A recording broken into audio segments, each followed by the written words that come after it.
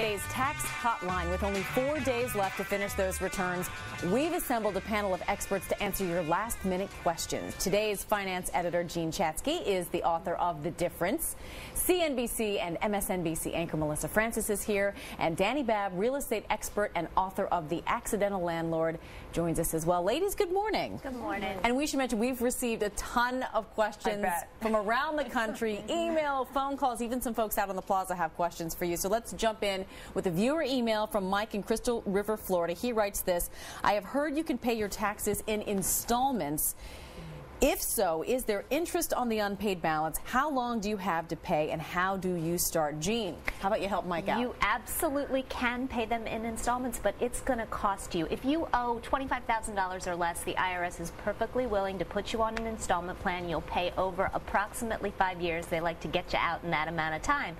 But you're going to pay interest at the prime rate plus 3%, which is about 6 1/4 right now. You're going to have a penalty of 1/4% every month that you carry this forward, so that can add up very quickly. And if you're thinking about doing this, you should really look at any cheaper alternatives that are out there, including that 0% credit card if you're lucky enough to have one. Okay, good advice. Next, we have Portia on the phone. She is from Portsmouth, Rhode Island. She has a question about rebates for first-time buyers. Good morning, Portia. Good morning. Go ahead with your question. Okay. My husband and I we closed on our loan December 6, 2008. I'm calling to find out whether or not we qualify for the $8,000 house credit, and who exactly qualifies for it. Danny, what are the rules with this? The rules are, unfortunately, you don't qualify for this particular $8,000 credit because you closed in 2008. But if people that closed between April 8th, 08 and June 30th, 09 have an extra credit, and that is up to 10% of your purchase price of your home can be deducted with a maximum of $7,500 if you've earned less than $150,000 as a couple or less than $75,000 as an individual. Lots of rules with that one. Thank you. A lot of detail, and people need to understand that they qualify for the first-time home buyer's credit even if they owned a home before, but not in the last 3 years. Yeah, 3 years is our new rule. All right. We have another viewer email. This one comes from Asheville, North Carolina.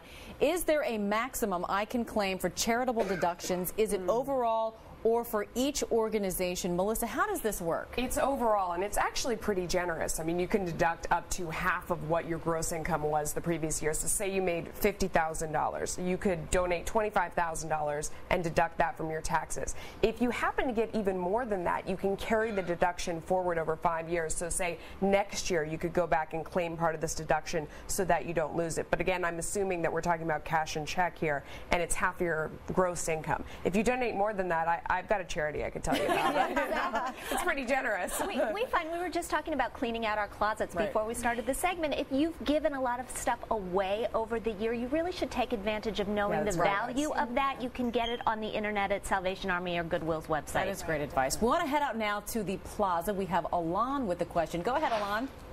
Hi. My question is, if I'm getting a tax refund, what do you recommend that I do with it? How should I invest it? Jean, what's your advice? First thing on the list is that emergency cushion. If you don't have one, up to 6 months worth of living expenses, that's job number one. Then you pay down that high interest rate credit card debt, and beyond that, you invest it in your 401k if you can grab any more matching dollars, or beyond that in any sort of tax deductible, tax deferred type retirement account. Definitely a cushion at this point in time, I would say for sure is the best way to go. Yeah, and we have a lot of interest, a lot of credit cards where the rate is resetting, so check to make sure that the one you think had the highest interest rate really still does. Right, that's a good point. All right, we've got another email question. Suzanne from DeGraff, Ohio says she's asking where she should file. Here's the email. I moved from Los Angeles on August 21st, 2008. I am now residing in Ohio. Where should I file my taxes, in California or Ohio? Danny, a lot of people have this problem when they've moved. They've lived in 2 different states. Where do you file? Yeah, well, every state wants to consider you a resident. They all want the taxes. You need to file in both states. California is going to give you a credit back for the other state. And we have this problem happening more now with virtual companies. I work, for example, for 15 companies that are out of the state of California, and 14 of those withhold taxes for their state, and I have to file in every single one of them. So if you see withholding on that paycheck for any state, you need to file there. But you're not double taxed. You're not double federal tax. You're going to get it back from your home state. Okay, sounds good. Let's go to Jessica now from Plano, Texas. She's on the line inquiring about how to deal with some hits her stocks took over the past year. This is a very familiar problem for a lot of folks. Good morning, Jessica. What's your question? Good morning. My investment stocks suffered big losses in 2008. Although I did not sell the stocks because I'm hoping the market will eventually recover, can I still claim the loss in value?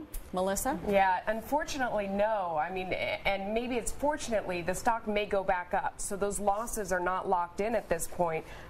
So, you know, losses and gains, you're not going to pay tax on that right now. It's the same is true of your 401k. A lot of people have that question this year. I've lost so much money in my 401k. Can I take that as a loss? And it's the same thing where it's still growing and shrinking over time. You haven't realized those gains or losses. So you can't take the tax credit this year. But the good news is it may come back. And same with we your all house hope credit. so.